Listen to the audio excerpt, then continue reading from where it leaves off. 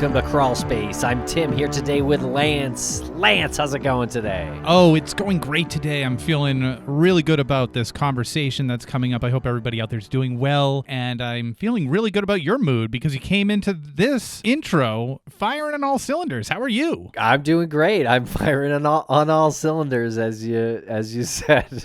And I'm really excited to introduce this conversation we had with this wonderful author. Her name is Erika Engelhaupt, and she wrote a book called Gory Details, which is gross in all the best ways. Right. We touch on that benign masochism that really drives the point home if you're going to try to describe this book to somebody.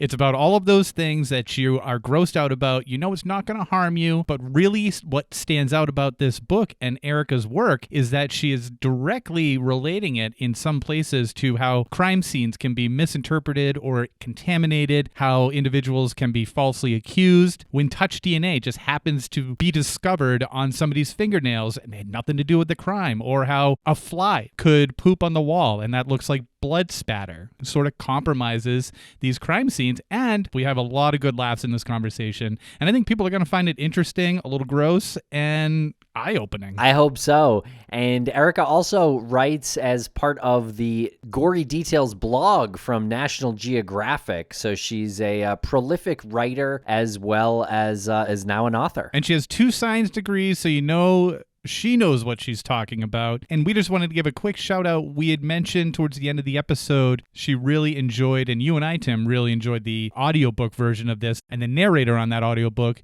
is the talented Mary Weiss. And also, if you get the hardcover of Gory Details, it has the glow-in-the-dark images, and the illustrator is the very talented artist, Bryony Morrow Cribbs. Yeah, it is a great book and funny, too. And this conversation with Erika is great. I have a feeling all of our listeners will love it. But if you want to hear it ad-free, you got to subscribe to Crawlspace Premium. And you can now do that from your Apple Podcasts app. Or if you're not an Apple user, you can go to crawlspace.supportingcast.fm and sign up for Crawlspace Premium there. You get every episode ad-free, you get early releases, and our weekly bonus show, which is fantastic. And speaking of benign masochism, Tim, some people have described our social media as benign masochism. If one wanted to experience this benign masochism, where would they go? They can follow us on social media at Crawlspace Podcast or Crawlspace Pod. Thanks a lot for listening, everybody. We're going to break quick for commercial here, and we'll be right back with Erika Engelhaupt.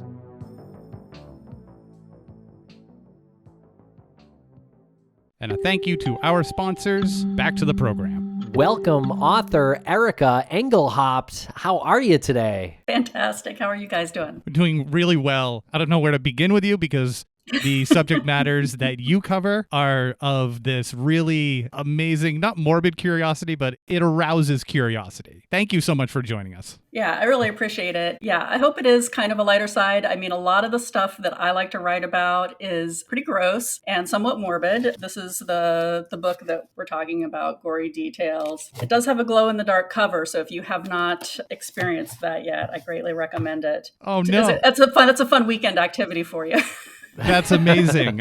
I think both Tim and I listened to the audio book. Definitely going to have to go to our local bookseller and pick up the physical copy for the glow-in-the-dark cover. That's awesome. Absolutely. What a nice touch. Yeah, it is a great book. Can you tell us a little bit about your background and about your journey, how this book came to be? I'm a science journalist. I was living in D.C. for the origins of this book. I'm in D.C. again now. I started off doing a blog. So I was a science writer and editor working at Science News magazine. And I started off with the opportunity to do blogs for our website. And all it took really was a glance at my bookshelf. And all of the science books that I love to read were, things by Mary Roach, like Bonk and Stiff, and lots of books about forensic science, books with titles like Slime or or Blood Work. So it was pretty easy for me to come up with, the idea for doing a blog about kind of the dark side of science or the gross side of science. From there, it just kind of took off, went to work for National Geographic and started doing the blog on their website. And at some point it was like, wow, I've got so much interesting stuff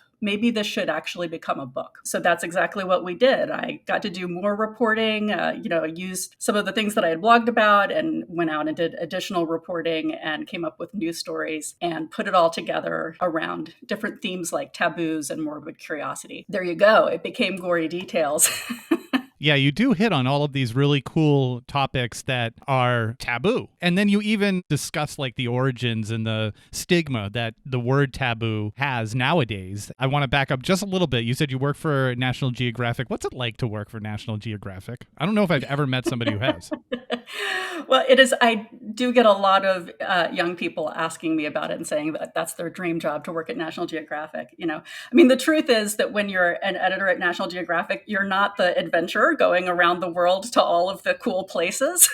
You're sitting in the office and working on stories and the website. Nothing is ever quite as glamorous as one might imagine, but that isn't to say that it doesn't have its moments. It's been fantastic working for them. I'm working on another book for National Geographic Books now that is allowing me to do more travel around the world. It's a pleasure, and so many smart, interesting, and fun-loving people. It's great. So, Erika, how can a true crime aficionado like ourselves or our listeners use your book to understand crime? If you are interested in true crime these days, a lot of it does come down to forensic science. And we're seeing that with all of the cases that are going on that are in the public eye right now. People are really looking for what's the physical evidence and where does it lead us and what does it tell us about who committed these crimes. That's something that I've, of course, been very fascinated by, tried to include a lot in my book. And some of the things that I like to include are the things that you aren't necessarily going to hear about everywhere else. Kind of the quirky little weird corners of forensic science. Everyone has kind of heard a lot about DNA at this point, but I kind of try to talk about things you might not expect to hear about in the field of forensic science and DNA. For example, like the idea that blowflies, insects at a crime scene, could be munching on human blood or other bodily fluids, carrying them around, pooping them out, and totally confusing matters. Some of these things I hope are of interest to people and might kind of spark questions that you wouldn't have thought about otherwise as you're listening to true crime podcasts or enjoying that genre. And there's some documented track record of that happening, right? Where a fly took blood and actually incriminated someone. What I think you're thinking of is actually a similar case that was very interesting where someone was in jail for some months. A man named Lucas Anderson, this was back in 2013. He could have been convicted potentially on DNA evidence, what they call touch DNA or transfer DNA. And I think you're starting to hear more about this now in the news. And it's a similar concept to the, flies moving DNA around. You can imagine how they do that because they land on a body or on some kind of body fluid and move it around. But a lot of people don't realize that even just touching someone, touching an object, leaves behind some DNA, a few skin cells, basically. That can be picked up by another person and transferred to another object. In the case of Lucas Anderson, a young man, he was actually homeless and was a severe alcoholic, and his DNA was found on the fingernail clippings of a murder victim.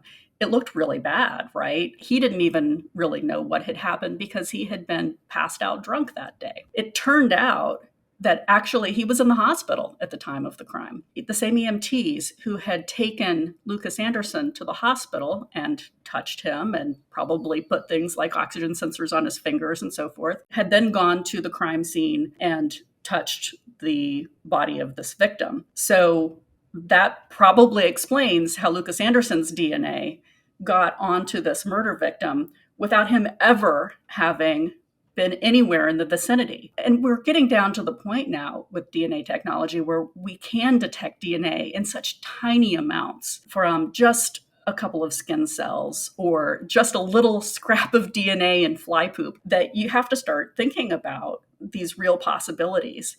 So Lucas Anderson is one case where we know someone actually was arrested for a crime. With flies, it hasn't come to light whether anyone has actually been arrested erroneously based on that kind of data. But I certainly think that defense attorneys and others will start looking at that more closely and looking at evidence in a different way when you do have something like blood spatter evidence at a crime scene, for instance, because fly poop, flies that have been eating blood or body fluids, fly poop on a wall, forensic scientists have told me it's essentially indistinguishable from blood spatter. You cannot tell the difference visually. I watched a presentation where scientists were actually resorting to scanning electron microscopy to tell the difference whether something was blood spatter or fly poop. That certainly raises the possibility that it could happen. Said so many really amazing things right there. I just had a question about Lucas Anderson. When did his case take place and how long was he in prison? And he was exonerated? He was exonerated. He was arrested. I believe he was in jail for about 4 months, and it did not get to the point of going to trial before he was exonerated. It was very lucky in his case that, law enforcement and people started to put together this story. I mean, it was basically luck that he had a rock solid alibi that he was in the hospital, and they had good records for when he had been picked up by EMTs and admitted to the hospital and so forth. If he hadn't had that rock solid alibi, they might, no one might have gone the extra mile of figuring out this whole weird chain of events that people don't normally look for. What year was this? This was about 2013. Wow.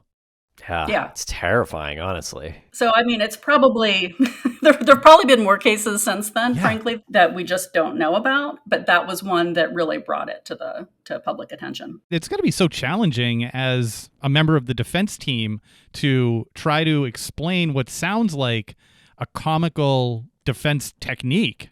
It sounds crazy. And I mean, it reminds me of, people talk about the Twinkie defense, the Twinkie, I ate too many Twinkies and it made me crazy. You can easily imagine people making fun of this in the same way, like, oh, it's the fly poop defense, It is comical, but it is also something that you really have to think about. And it's not just blood, even. If you really want to get gory, I spoke to a scientist in Australia who did some really fascinating experiments with blowflies, which are often the first flies to show up at a crime scene. She was looking at what at a crime scene might flies gravitate toward. What would they eat first? And you want to know this because you want to know whether there's a possibility of them moving bodily fluids around, things like that. And so she did this really hilarious kind of set of experiments, but really important, where she offered flies all different bodily fluids as well as regular foods. So, blood, semen, saliva, all these kinds of things. It actually turned out that what the flies liked best was semen. And so this raises the question of whether flies could potentially move the DNA in semen, because semen is very rich in DNA, could potentially move DNA around from place to place by consuming semen and then, going somewhere else and pooping. She said, we don't know whether this has ever happened in any kind of legal case, but it certainly has been demonstrated that it's possible. Just something to think about. Imagine a situation where after a sexual encounter, a fly could land and consume these bodily fluids and move it someplace else. You are leaving your DNA around in different places all the time in ways that you don't even think about. When I was listening to that part of the book, I was hoping defense attorneys were not listening.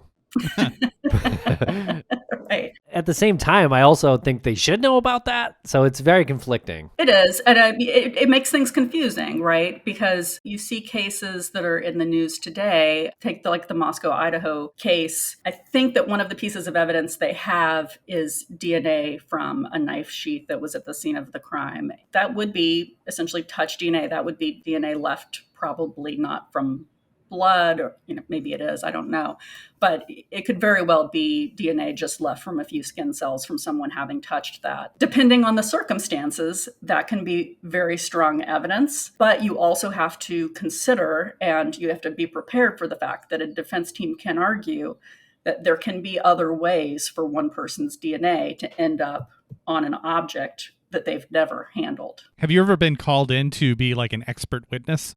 No, I wouldn't qualify as a forensic science expert, because those people would have to have many years of scientific training specifically in that. And I do have 2 master's degrees in science, but they're not in forensic science, actually. They're in biology and environmental science.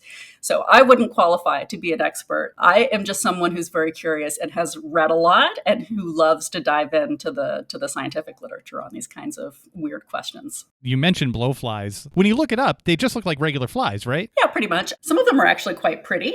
A lot of people will call them bottle flies. Some of them are big and kind of iridescent green or blue. They're really kind of They're kind of pretty. And they're pretty common too. And they're pretty common. They're pretty much everywhere. There are many species of blowflies, but they're found all over the world. A story that I've heard commonly is that they were involved in what's thought to be kind of the first example of using forensic science in a legal setting, which was from centuries ago in China, where someone had been killed in a field with a working blade. So this very smart man had everyone lay out their I think they call them scythes, these big knives, lay the scythes out on the ground and see which one the blowfly goes to first. Because even if you've wiped the blade clean, there's still going to be enough trace amounts of blood that a blowfly will know that it's there. It's the blowfly test. I love that. The one comforting thing I feel like is that most cases that use DNA, there's probably more than what a blowfly would carry. Right. So that's the one thing that I'm breathing deeper about. Yeah, you hope so. But there certainly are cases where someone tries to make a big deal out of a very small amount of DNA. I don't know if you guys have been following obsessively the Alex Murdaugh case like I have. It's hard to avoid it. It's everywhere. There was some discussion that Maggie Murdaugh had a very small amount of DNA from an unknown male under her fingernails when they tested her. And I would just say, with today's technology, you really have to take that with a huge grain of salt. I probably have unknown male's DNA under my fingernails right now. And it doesn't mean I've been fooling around. It's just very, very easy to pick up small amounts of other people's DNA just by touching surfaces. Yeah, you really have to be very cautious in interpreting that kind of evidence. That's why I don't shake hands anymore. Right. Now I have to be worried that I'm going to be falsely accused of a crime. Right. Great. Because I wanted to be polite. Yeah, exactly. The reality is you almost can't avoid it. I mean, you are, like I said, you're leaving your DNA in so many places all the time without even realizing it. And then other people are then taking it from there and carrying it to who knows where else. Yeah. Stay sexy and don't get wrongfully convicted, Lance. Right. We'll be right back after a quick word from our sponsor. And a thank you to our sponsors. Back to the program. You wrote a lot about animals in your book. One of the more fascinating parts was about pets eating their owners. Can you tell us about this? Because this was in myth territory before I heard this part of your book. It occurred to me because someone asked me if this was an urban myth or an urban legend that sometimes pets will eat their owners after they've died. It'd be someone who dies in their home alone and is not discovered for some days.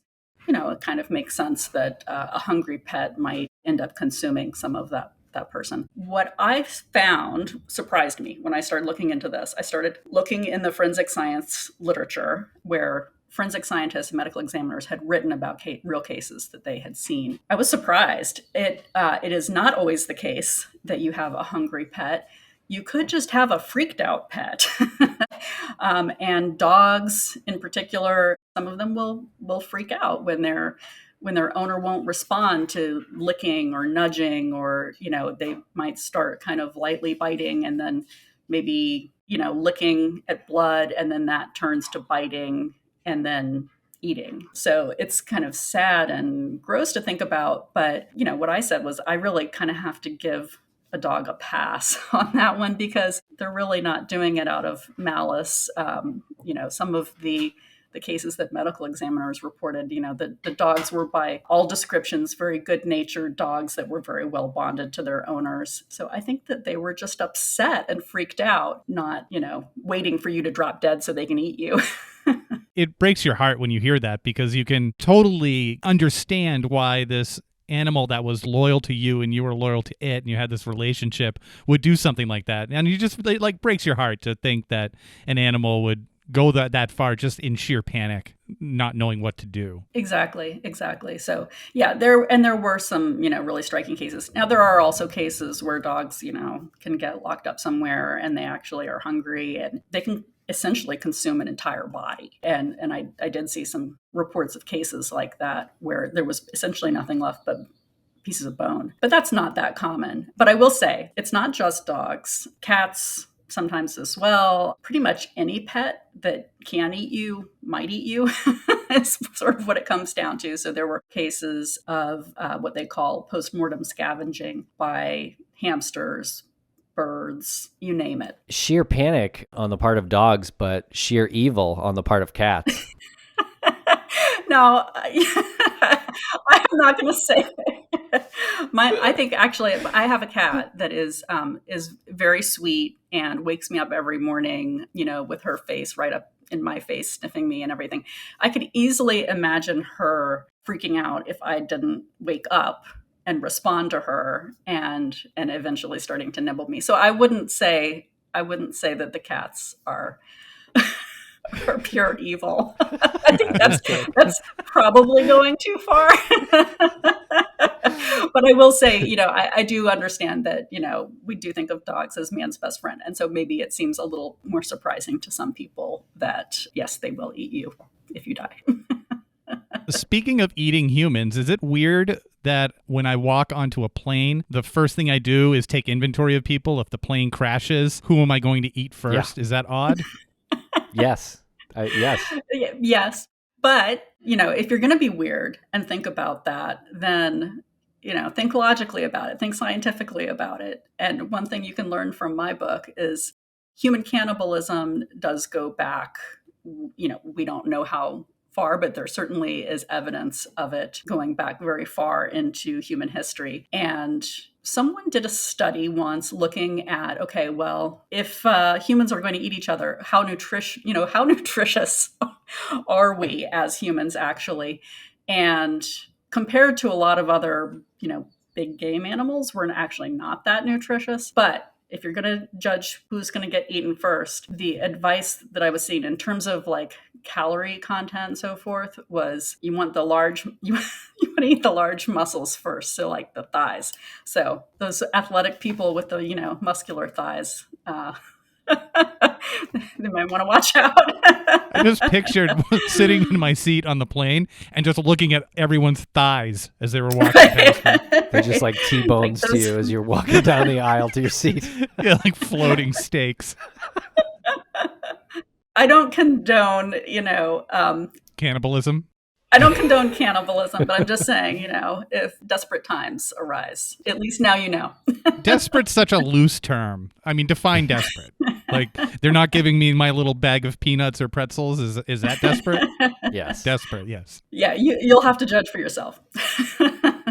What about animals who kill their own species? Again, as a true crime aficionado, I just would have assumed humans killing humans, that's the most common species on same species kind of murder, but that wasn't the case. Not necessarily, no. Yeah, as far as the most murderous mammals, those who kill their own kind, not predation, where a lion is hunting, killing a wildebeest or whatever and eating it, what we would consider as humans to be murder, where you're killing a member of your own species. The most murderous mammal was actually meerkats.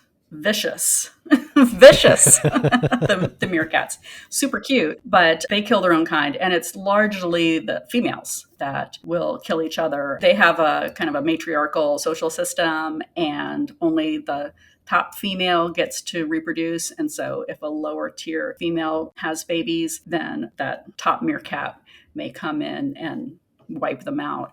So they have, huge meerkat battles where they really will kill each other pretty prolifically. Humans were sort of like middle of the road, as far as primates go, we're sort of typically murderous primates. Yeah, surprising. I will say, though, that we have probably developed the most creative ways of killing each other and have probably the shakiest motives in many cases for killing each other. So I think our big brains make us special in being particularly awful to each other, but don't necessarily make us kill each other more frequently than a lot of other species do. Now, you dug into this other mystery that kind of bordered on myth for a while to me, too. This mystery of feet appearing on beaches in the Pacific Northwest. Yeah, can you tell us about this? This fascinated me from the moment I heard about it. So it started, really about 2011, I think, is when it started really picking up. People were finding feet washing ashore on beaches, just feet, not the whole body, not the head, just feet. Usually it would be a disembodied foot wearing a sneaker or hiking shoe, that type of a shoe. This, of course,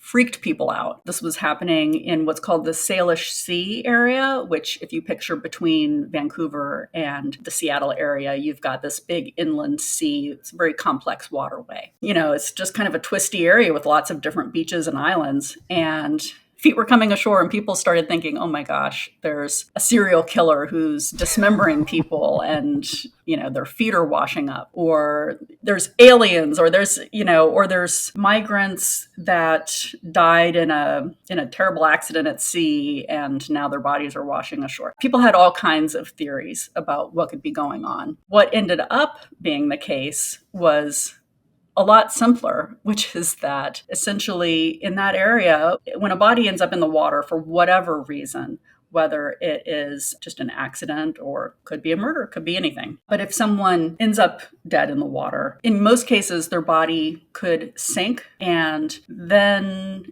it can get carried in different places. Once it has sunk, it's likely to be scavenged upon. And in that part of the world, you've got a lot of scavengers like crabs, lobster. I compared it to the Red Lobster buffet. It's down there, in reverse, consuming a body. And the part of the body that is most likely to become detached is actually the foot. Because when you think about, your head is attached with vertebrae and, there's kind of some pretty sturdy bony connections there. But your feet are mostly just held on by, ligaments, tendons, soft tissue. So once scavengers have gotten to that soft tissue, then the foot comes off. And if you are wearing a modern day sneaker, they have these lightweight foams that will tend to make them float. It's really just kind of a perfect storm scenario where you've got all of these factors that go together to have you end up with a foot in a sneaker that's now floating in the water. The Salish Sea has the perfect storm of characteristics for trapping those feet because you've got winds that blow from west to east, so blowing things into the bay, into the inland sea, instead of out into the ocean. And then a very complex geography once something is inside there that will tend to trap it somewhere. So that's why why there? Why don't you hear stories about this in a lot of other places? They happen to have this, particular set of circumstances. Any body that does end up in the water, a foot is more likely to end up washing up on a beach there. For example, if you were in Hawaii and you were on the leeward side of an island and the wind is carrying things out away from the island, you wouldn't see it. You wouldn't see that happening. But you have seen there have been some cases of feet washing up in Florida. I remember there was a case not too long ago, a few years ago, and they did eventually figure out whose foot that was. But long story short, with the feet in Salish Sea, they've done DNA analysis trying to match them to missing people, things like that. None of the cases that they have been able to match so far appeared to be homicides. Everything seemed to be either like a boating accident, a suicide. There were explanations for how the body ended up in the water. No mass murder, cutting off feet, which so is boring. Which is sad that we're disappointed that there's not a foot-hating serial killer, but that's where we are. We have to cancel our new upcoming podcast now, apparently. Thanks, Erika. The Foot Slayer. The Foot Slayer would have been a really catchy name, so sorry. That is a good Sorry, title. Netflix. There's not going to be a special. Well, I'll register the domain right now. We'll be right back after a quick word from our sponsor. And a thank you to our sponsors. Back to the program. What about this other phenomenon that you mentioned? And while I listened to this, I think I was driving, so I didn't write down the name, but bodies' wounds would bleed in a killer's presence? Cruentation. This was an idea that persisted through the Middle Ages, but really right up into the 1800s, even, early American history. You saw cases where people believed in this idea of called cruentation, where a dead body would bleed in order to reveal its killer. Killer came close. The body would start to bleed. And that's how you knew that this was the killer. I love that. It's pretty good. I mean, Why not? Because it would be weird. Let's say you saw some actual, body fluid leak out of a body. That can happen, during the decay process. You could have fluids that drip out of, nose or mouth, something like that. And if that happened right when someone walked up to a body, that would be super creepy. And you might think it was a sign of something. People had interpreted these things as signs or symbols, and it actually crazily made its way into the legal system sometimes as evidence that, there was this case in early US history where they actually paraded a whole town of people past a body to see if the body would bleed when any of them walked past, and that would reveal the killer. So I think that we, as humans, we rely on a lot on what we call this magical thinking, this idea that, there's some cause and effect where maybe it is just a coincidence. But we want to believe that there's some power, whether it's a supernatural force or something that is causing, these signs and symbols to be revealed to us. It's people really wanting to solve a crime so badly. They interpret things in this, what seems now to be a totally crazy way. But I think at the time it was what they had. They didn't have DNA, so or DNA analysis. They had DNA in them, but they didn't know about it. People work with what they have.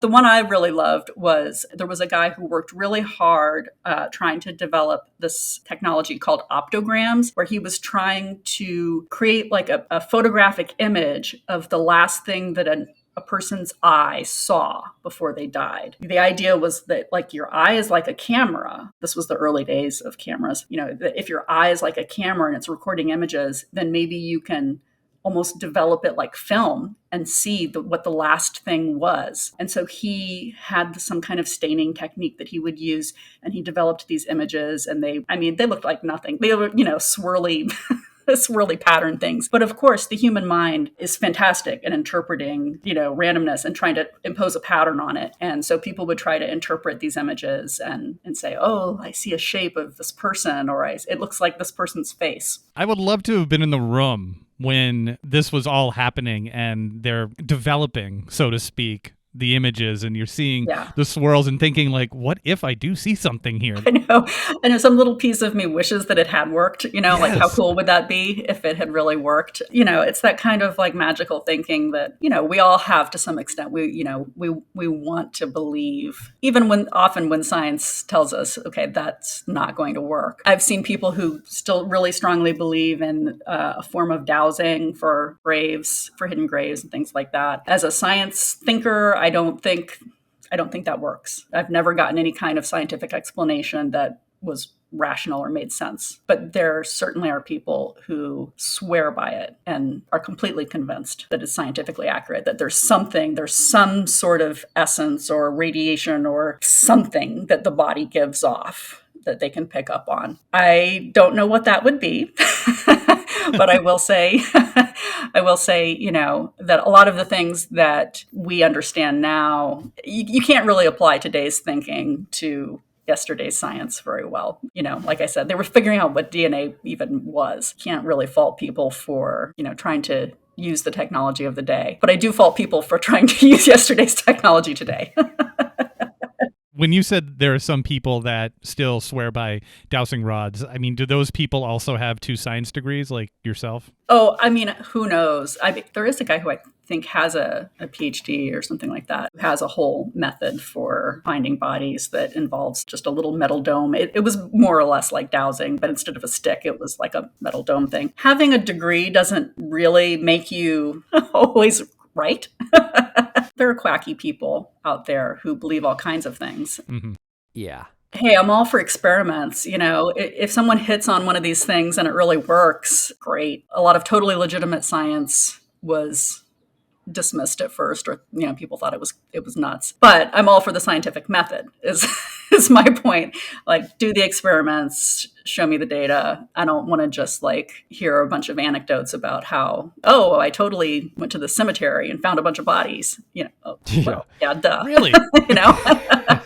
Yeah, it's So, yeah. kind of a faith-based approach, I guess, huh? Yeah. And, I'm not knocking anybody for having whatever faith they have. When it comes down to someone's guilt or innocence in a court of law, I think we need a scientific standard for that. I am always interested in seeing how forensic science is evolving and changing and what kind of experiments people are doing and the things that they're able to do. Sometimes it's just basic stuff. One thing that I wrote about years ago was there were scientists in Israel who were trying to be able to lift fingerprints from rocks, which is hard to do. Fingerprints don't essentially stick or, appear on all kinds of objects, especially if they're porous like rocks. And they were interested in that because they have these issues with Palestinians throwing rocks.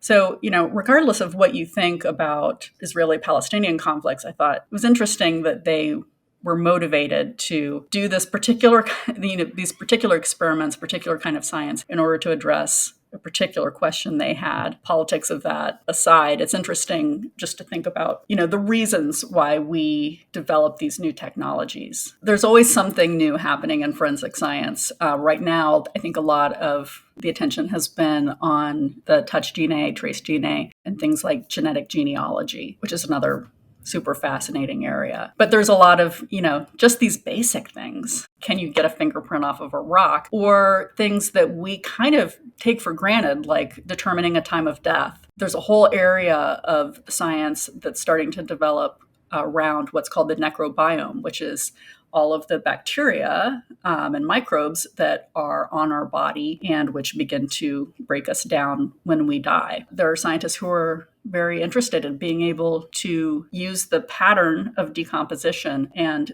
looking at the actual types of bacteria that are present and their abundance and be able to create a timeline, then use that timeline to say how long has this person been dead. It's a lot like the idea of using the stages of flies on a body. If you've watched Bones or any of those kinds of CSI type shows, they'll show forensic entomologists, insect experts who will look at maggots or, the different life stages of flies, the eggs and so forth that are on a dead body. In principle, there's no reason why you can't do something similar with the bacteria that are growing on the body, just like the flies. It's so interesting. That might be one of the things that some people would say, oh, that sounds quacky to me. Maybe it won't work out. Maybe it'll just be too variable and you won't be able to get clean enough data from it. So far, there's some pretty promising signs in some of the experiments that have been done. It's just not easy research to do. You have to have access to dead bodies. And so that's where places like the Body Farm, which there are several places called body farms,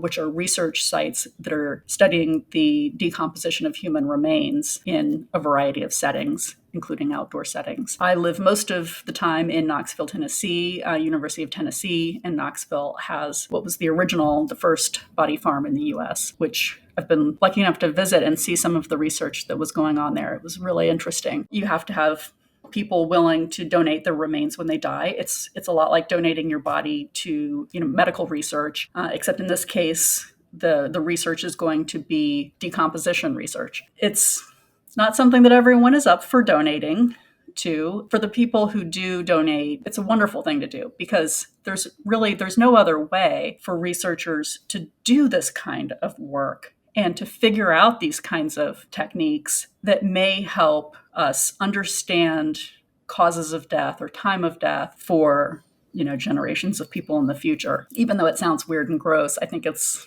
actually really important and cool. All of the things that you put yourself through in writing the blog and then the book, all the smells and the maggots, which do have a bad rap. If they weren't named maggot, like they probably would be more of a lovable type insect. On the surface, it's like a very fun topic to kind of dive into and be grossed out by. But you also go a little deeper and you explore like the importance of it too, like with the body farms and with DNA and with how a crime scene can be compromised by an insect that you never would have thought. You doing that work is a form of that benign masochism that you bring up in the book that I didn't even know was a thing until it's like, oh, that's why I eat a spicy pepper.